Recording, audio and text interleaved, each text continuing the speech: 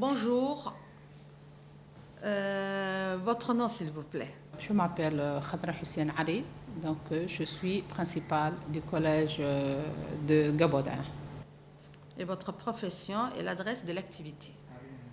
Présentez votre métier, les tâches, le lieu, l'équipement, l'obligation et la sécurité. Donc le chef d'établissement, comme vous le savez, a un rôle très important donc, au sein de l'établissement. Donc il assume des tâches pédagogiques, des tâches administratives, des missions administratives et des missions financières. Donc il est une interface entre l'équipe dont il a la responsabilité. Il travaille en équipe, donc il est responsable de l'équipe pédagogique, des enseignants. Il est responsable de l'équipe administrative, les surveillants, les responsables de sécurité, les gardiens et le personnel de surface. Donc, et aussi, il a des missions financières et matérielles. Il gère l'accès de l'établissement. Il est responsable également des biens immobiliers de l'établissement. Donc, il est responsable de la sécurité des élèves au sein de l'établissement et en dehors aussi de l'établissement. Quelle est l'utilité de votre métier? Donc, le métier de chef d'établissement, vraiment, c'est un métier important du moment qu'il a des missions pédagogiques. En même temps, il est conseiller de l'établissement, il est responsable du suivi des enseignements-apprentissages, de la qualité des enseignements-apprentissages. Donc, il veille aussi aux programmes, si les programmes sont finalisés, si les programmes inculqués aux enfants sont à jour.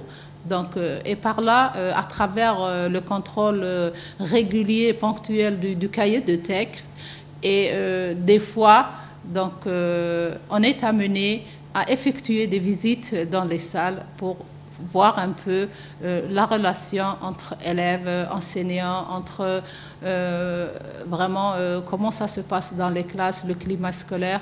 Quels sont les avantages et les contraintes de votre métier? Il bénéficie des avantages comme tout responsable. Donc, il bénéficie des avantages, il a des bonifications au niveau de son salaire.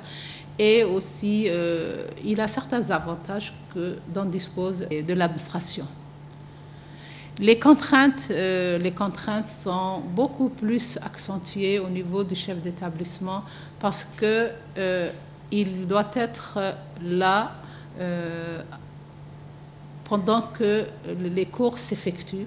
Donc, on est là, on est à la disposition des parents, des enseignants,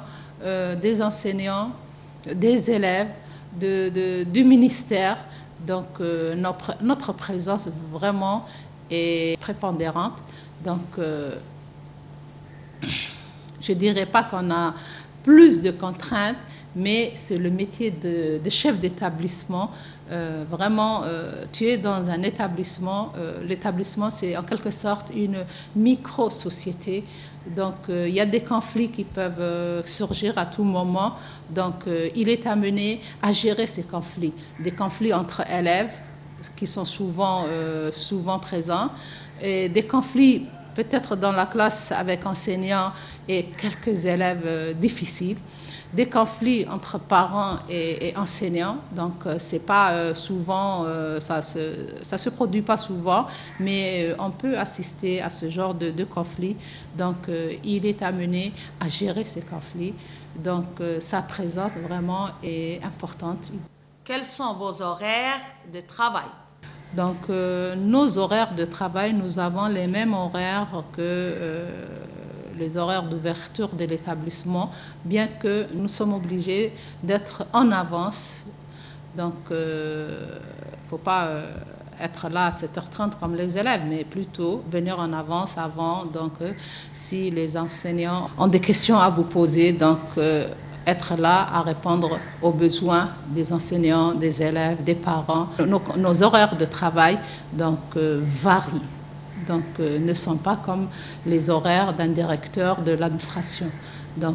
Nous, c'est en fonction de l'ouverture de l'établissement. Et à la fin, nous ne terminons pas notre service en même temps que les élèves et les enseignants. Nous restons un peu plus tard pour répondre aux besoins. Si un besoin se présente, voilà. Quels sont les métiers qui ressemblent aux vôtres? Les métiers qui ressemblent au métier du chef d'établissement, je dirais les médecins.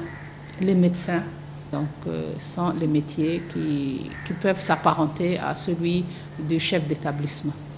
Quelles sont les études à faire pour exercer votre métier? Le chef d'établissement doit avoir des diplômes académiques et pédagogiques. Au niveau diplôme académique, avant le chef d'établissement, s'il avait un DUG, il pouvait être chef d'établissement, mais avec les changements qui se sont effectués, le chef d'établissement doit disposer d'un minimum d'une licence et avoir des capacités pédagogiques. C'est un ancien enseignant. Un ancien enseignant peut être un chef d'établissement, avoir une large expérience du terrain. Voilà. Que diriez-vous à quelqu'un qui veut faire ce métier? C'est quelqu'un qui est déjà dans l'enseignement. C'est quelqu'un déjà qui connaît le terrain, qui est un enseignant ou un conseiller pédagogique. C'est un métier passionnant, qui apporte beaucoup de connaissances. L'enseignant, il est avec 50 élèves, avec ses élèves. Mais lorsqu'on passe de l'autre côté, on devient chef d'établissement, on a une vision plus large, une responsabilité plus large. On a accès aux parents, on a les parents, les besoins des parents, on a le ministère, on représente le ministère au niveau de l'établissement. Voilà, on change vraiment de vision. Ce n'est pas comme un enseignant, mais c'est plus qu'un enseignant. Vous travaillez seul ou en équipe? Non, je ne travaille pas seule, je travaille en équipe. Vraiment, il faut être un leader. Pour être un leader, ce n'est pas en travaillant seul. Vous devez déléguer une responsabilité. J'ai avec moi un chef d'établissement adjoint qui gère la scolarité. La vie scolaire. Voilà, il est responsable avec les surveillants. Il travaille avec les surveillants. Côté vie scolaire, je délègue mon collègue. Ensuite, il y a un gestionnaire qui s'occupe de la gestion financière et matérielle. Nous faisons ensemble au début d'année un cahier de charges. Ce qu'on attend, on planifie les activités et chacun sait les tâches qu'il doit assumer durant cette année. Le travail est partagé. Ensuite, il y a une mise en commun des activités. On choisit ensemble les activités à planifier. C'est un travail d'équipe. Les parents aussi sont inclus. Il y a le comité de gestion des parents. Il y a le conseil d'établissement qui regroupe les enseignants, les élèves, les parents. C'est un travail d'équipe. Voilà. Quelles sont les évolutions possibles de votre métier? Souvent, les responsables du ministère ont été des chefs d'établissement. Même le ministre, son Excellence Moustapha, a été un chef d'établissement. Le chef d'établissement, on peut évoluer et par là assumer des tâches plus importantes comme directeur général, secrétaire général, ministre, chef de service, etc. On peut grimper les échelons. Je vous remercie beaucoup, Madame Khadra. Vos réponses ont été fructifiantes et j'espère que vous allez évoluer vers ces postes et vous le méritez amplement. Je vous remercie, Madame Efrah. Ça a été un plaisir de répondre à vos questions.